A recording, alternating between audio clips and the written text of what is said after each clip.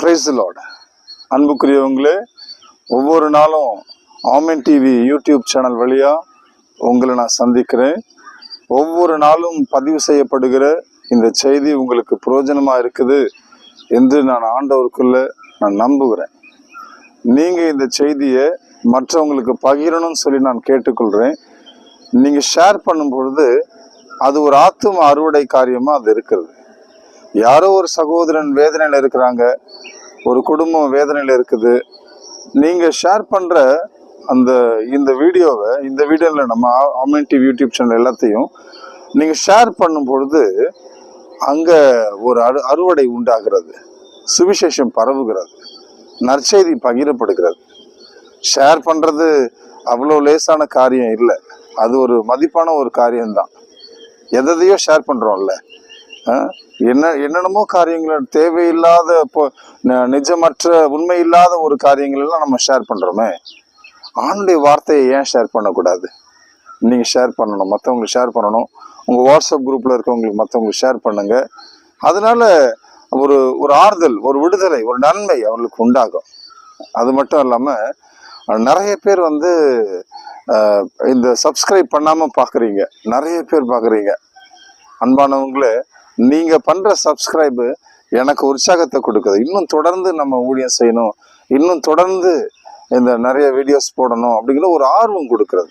அடுத்தடுத்த கட்டத்துல என்ன செய்யலான்னு எந்த ஆலோசனையும் இல்லாம எனக்கு தோன்றினதை நான் செய்யறேன்.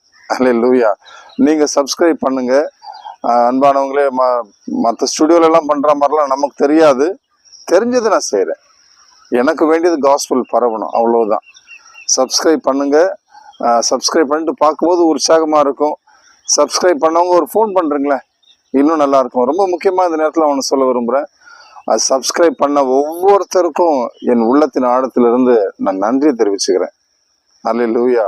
ஒவ்வொருத்தருக்கும் நன்றி. ஆண்டவர் உங்களை ஆசீர்வதிக்கட்டும். அன்புக்குரியவங்களே, இன்றைக்கு நம்ம ஆண்டுடைய செய்தியை தியானிக்க போறோம். வாங்க செய்தியை கேட்போம். Praise the Lord. அன்புக்குரிய சகோதரர்களே, சகோதரியர்களே, உலகம் முழுவதும் ஒரு காத்திருப்பு நடந்து கொண்டிருக்கிறது. காத்திருப்பு என்பது இல்லாமலாம் இல்லைல்ல. எல்லா இடத்துலையும் எல்லா சூழ்நிலைகளையும் நாம காத்து கொண்டுதான் இருக்கிறோம். எனக்கு அன்பானவர்களே, அதே போல இந்த உலகம் ஒரு காரியத்திற்காக காத்து கொண்டு இருக்கிறது. அதை பற்றி தான் இன்றைக்கு நம்ம வேதத்துல வாசிக்க போறோம்.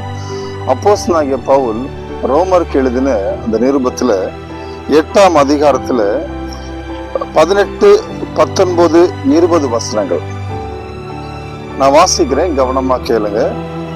ஆதலால் இக்காலத்து பாடுகள் இனி நம்மிடத்தில் வெளிப்படும் மகிமைக்கு ஒப்பிடத்தக்கவைகள் அல்ல என்று எண்ணுகிறேன். மேலும் தேவனுடைய புத்திரர் வெளிப்படுவதற்கு சிருஷ்டியானது மிகுந்த ஆவலோடு காத்து கொண்டிருக்கிறது.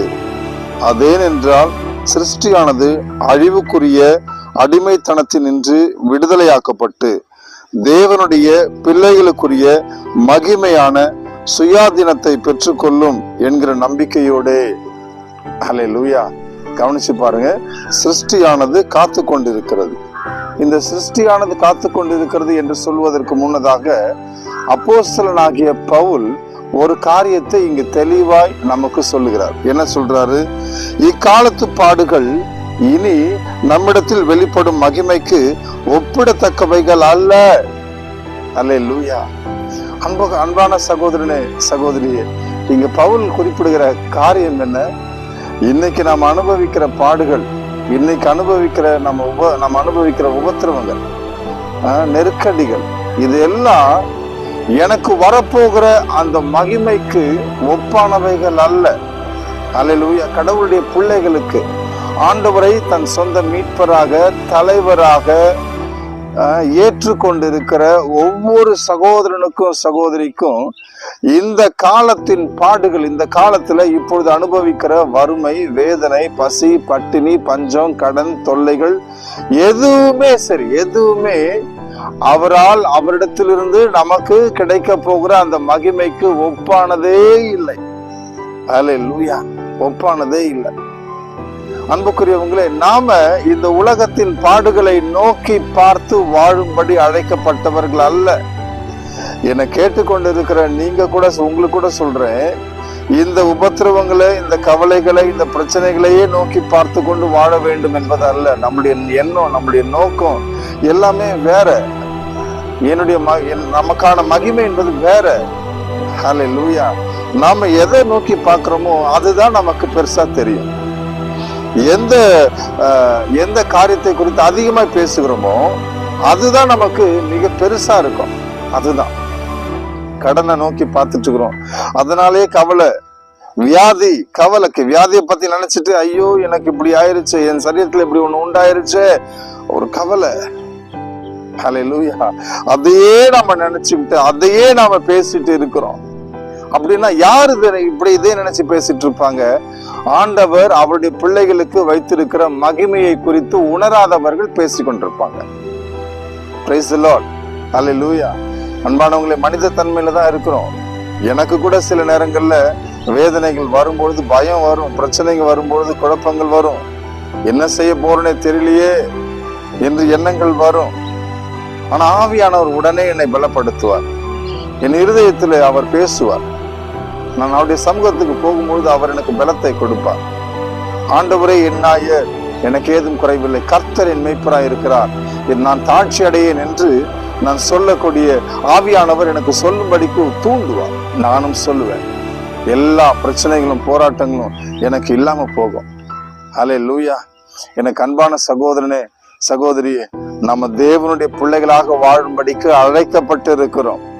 உலக போக்கின்படி வாழும்படிக்கு அழைக்கப்படவில்லை. அவருடைய பாதத்தில் அமரும்படி, அவருடைய முகத்தை பார்க்கும்படி, அவர் நமக்கு எழுதி கொடுத்த வாக்குத்தத்தங்களை நம்ம விசுவாசிக்கும்படிக்கு நாம் அழைக்கப்பட்டு இருக்கிறோம். இது எல்லாருக்குமாவா? எல்லாருக்கும் இந்த பாக்கியம் கொடுக்கப்பட்டு இருக்கிறது என்றாலும் யார் இதை தேர்ந்து கொள்கிறார்களோ அவர்கள் தான் அதை அடைகிறார்கள். ஹல்லேலூயா. எனக்கு அன்பானவர்களே, அவருடைய சமூகத்தில் அமர்வது, அவரை ஆராதிப்பது என்பது மனித குலத்திற்கு கடவுள் கொடுத்திருக்கிற மகிமை. அதுதான் ஒரு மனுஷனுக்கான மகிமை என்பது என்ன தெரியுங்களா? ஒரு மனிதனுக்கான மகிமை, உயர்வு என்பது என்னது தெரியுமா? அவருக்கு கீழ்ப்படிந்திருக்கிறது தான், அவரை ஆராதிப்பது தான், அவரை நேசிக்கிறது தான், உண்மையான தேவனாகிய கர்த்தரை பற்றி கொண்டிருப்பது தான். இன்னும் சுருக்கமா சொல்ல போனா அவருடைய பிள்ளைகளாக இருப்பதுதான் உண்மையான மகிமை. அதுதான் மகிமை. ஹல்லேலூயா. பல சந்தர்ப்பங்கள்ல பல சகோதரனும் சகோதரியும் அதை புரிஞ்சிக்காம, அவர் அறிஞ்சிக்காம, உலக காரியங்களை மையமா வச்சு பேசிய, வேதனைகளை மையமா வச்சு பேசி அந்த உயர்ந்த இடத்துல இருந்து கீழே விழுந்து விடுகிறோம். ஆதாம போல. ஹல்லேலூயா. ஆதாம பார்த்து ஆண்டவர் கேட்டாரு, ஆதாம் நீ எங்க இருக்கிறாய் என்று கேட்ட, வேர் ஆர் யூ என்று கேட்டார்ல ஆதாம பார்த்து. சகலத்தையும் படைத்தவருக்கு ஆதாம் எங்க இருக்கிறான்றது தெரியாதா? அவன் மறைஞ்சிருக்கிறான், எந்த இடத்துல ஒளிஞ்சிருக்கிறான்றது தெரியாதா? அப்பாவுக்கு தெரியாதா? பிள்ளை எங்க இருக்கிறான்னு தெரியாதா? இருந்தாலும் ஆதாமை பார்த்து அவர் கேட்ட அந்த கேள்விக்கான பொருள் என்ன தெரியுமா? நான் உன்னை எந்த இடத்துல எவ்வளவு உயர்வுல வச்சிருந்தேன், எவ்வளவு உயர்வுல வச்சிருந்தாருன்னா எல்லாவற்றுக்கும் அதிபதியாக வச்சிருந்தாரு.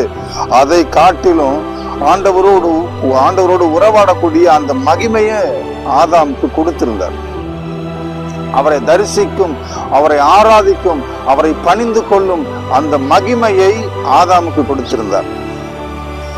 ஆதாம் மனைவியின் சொல்லை கேட்டு, பிசாசின் சொல்லை கேட்டு, அந்த பிசாசுக்கும் மனைவிக்கும் கீழ்ப்படிஞ்சதுனால இப்ப ஆண்டவர் கொடுத்திருந்த அந்த மகிமை இழந்துட்டான்.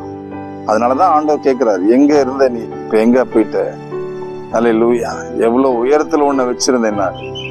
ஹல்லேலூயா. வேர் ஆர் யூ, எங்க இருக்கிறாய், எங்கன்னா இதான் பொருள். எவ்வளவு மகிமை. அன்புக்குரிய சகோதரனே, சகோதரியே, ஆண்டவரை பற்றி கொள்வது அவ்வளவு மகிமை. அவரை விசுவாசிப்பதுதான் மனித குலத்திற்கான மகிமை. அவரை ஆராதிப்பதுதான் அவருடைய பிள்ளைகளுக்கான மகிமையே. ஹல்லேலூயா.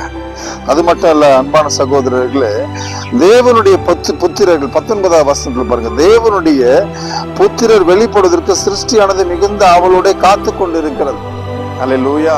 ஒரு நாள் வரும், ஆண்டவர் இயேசு இந்த வானத்துல வருவார். வான வீதியில தன்னுடைய பிள்ளைகளோடு, அவருடைய பரிசுத்தவான்களோடு வருவார். அந்த வருகைக்காக தான் இந்த உலகம் காத்து கொண்டு இருக்கிறது. அதுதான் இங்க ஆவியானவர் எழுதி வைத்திருக்கிறார். இயேசு வானத்தில வருவார், எக்கால தொனி முழங்கும், தூதர்கள், பிரதான தூதருடைய வாழ்த்தொலி கேட்கும், சத்தம் கேட்கும். அப்பொழுது ஆண்டவர் வான வீதியில வருவார், எல்லா கண்களும் அதை காணும். அவர் வரும்போது அவரோடு கூட அவருடைய பிள்ளைகளும் பரிசுத்தமாய் வாழ்ந்தவர்கள் அத்தனை பேரும் வருவார்கள். அவர் வரும்பொழுது இங்கே பூமியில பரிசுத்தமாய் வாழ்ந்து கொண்டிருக்கிற அவர்கள் எடுத்துக்கொள்ளப்படுவதை மற்றவர்கள் காண்பார்கள்.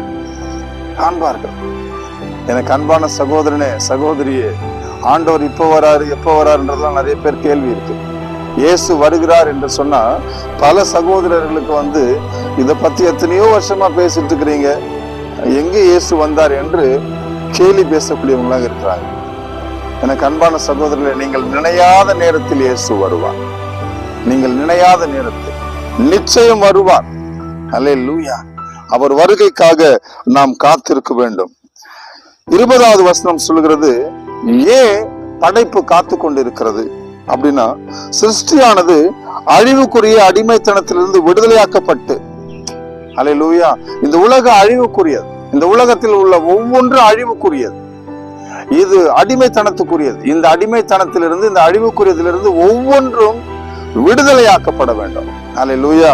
விடுதலையாக்கப்பட்டு தேவனுடைய பிள்ளைகளுக்குரிய மகிமையான சுயாதீனத்தை பெற்றுக்கொள்ளும் என்கிற நம்பிக்கையோடு அந்த சிருஷ்டியானது சுய இஷ்டத்தினால் அல்ல, கீழ்ப்படுத்தினவராலே மாயைக்கு கீழ்பட்டு இருக்கிறது. அல்லேலூயா.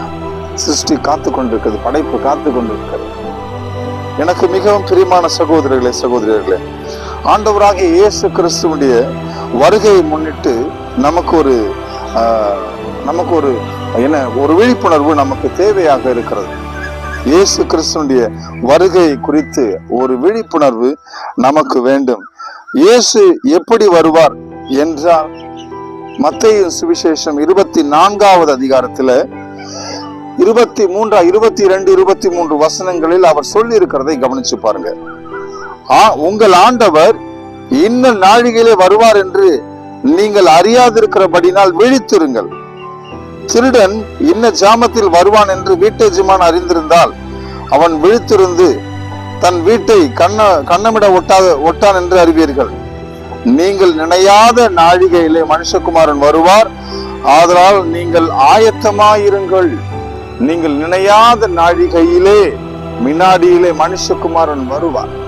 எல்லாரும் ஆணுடைய வார்த்தையை கேட்டு கேட்டு அவர் வருவார் வருவார் என்ற செய்தியை கேட்டு கேட்டு இன்னும் வரலையே சொல்லி சோர்ந்து போய் இப்போ வரதை பத்தின அவர் எப்ப வேணாலும் வரட்டும் என்று சொல்லி ஒரு எச்சரிக்கை இல்லாத, ஒரு விழிப்புணர்வு இல்லாத ஒரு வாழ்க்கை வாழ்ந்து கொண்டிருக்கிறார். நீங்கள் நானும் அப்படி இருக்கக்கூடாது. இரவோ பகலோ அவர் வருகைக்காய் காத்திருக்க வேண்டும். எதை செய்தாலும் இந்த நேரத்தில் ஆண்டவர் வரப்போகிறார் என்பதை அறிந்திருக்க வேண்டும். Praise the Lord. ஆக விழித்திருந்த பிரியமானவர்களே, உங்க உலக கவலை எல்லாம் விட்டு வழிங்க. ஆண்டவர் உங்களுக்கு வைத்திருக்கிற மகிமையை பாருங்க, அவருக்காய் காத்திருங்க. ஆண்டவர் உங்களை உயர்த்துவார், ஆசீர்வதிப்பார். நாம் இப்போது ஜெபிக்கலாம். எங்கள் அன்பின் பரலோக பிதாவே, உம்முடைய வருகைக்காக படைப்பு முழுவதும் காத்திருக்கிறது என்று நான் பிரசங்கித்தேன். நீர் எங்களுக்கு மகிமையானவைகளை வைத்திருக்கிறீர் என்று பிரசங்கித்தேன்.